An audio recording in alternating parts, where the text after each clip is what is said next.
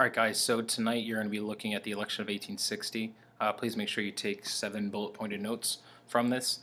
Today in class, we looked at the Lincoln and Douglas debates. That was Lincoln's attempt at gaining a Senate seat in 1858 in the state of Illinois. Um, does not succeed, but this kind of propels him into politics, and this is when the Republican Party notices that he's a great candidate for president. So in 1860, there are multiple candidates. We'll just take a quick look at a few of them.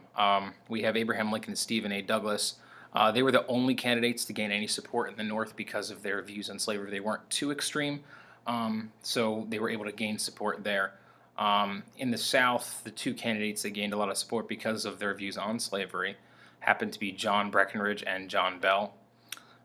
Breckinridge believed that the federal government should protect slavery, and Lincoln, the other extremist, believed that they should just stop the expansion of it. So those are your most extreme candidates. So you had Breckinridge, Bell, Lincoln, and Douglas. Lincoln and Douglas support in the North, Breckinridge and Bell support in the South. You're going to see a map in the corner of the screen that's going to give you an idea of the results of the election. So in the end, Lincoln wins the election of 1860 with only 40% of the popular vote. Okay, about over 1.8 million votes. You'll see that on the map, and that map's also in the textbook, so you can always kind of flip to chapter 15, section 4, and you'll notice it there too. But again, it's on the screen. So he does win with less than 50% of the popular vote. 60% of the country does not like Lincoln, so you'll see that on the map. Before the election, before any votes were cast, the South stated that if Lincoln wins, they're going to secede or withdraw from the Union because they do not agree with his political stance on the issue of slavery. They're afraid that he might take away their rights. They might take away their way of life. So they promise they're going to secede if he wins. He does win, so that can tell you that South Carolina, as of 1860, is the first state to secede from the Union.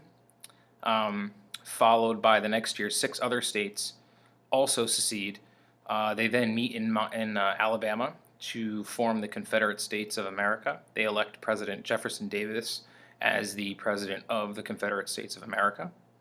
And you now have 2 countries in one. In essence, you have in the North the United States of America, led by Lincoln, and you have the Confederate States of America in the South, led by Jefferson Davis. Tomorrow, we're going to be looking at the legality of secession. Was it legal? Was it illegal? There's plenty of arguments for both sides.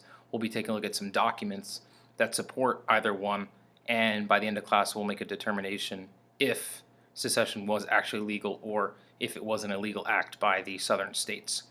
If you have any questions, please email me as soon as possible. You can rewind this as many times as you need to, and I'll see everyone tomorrow.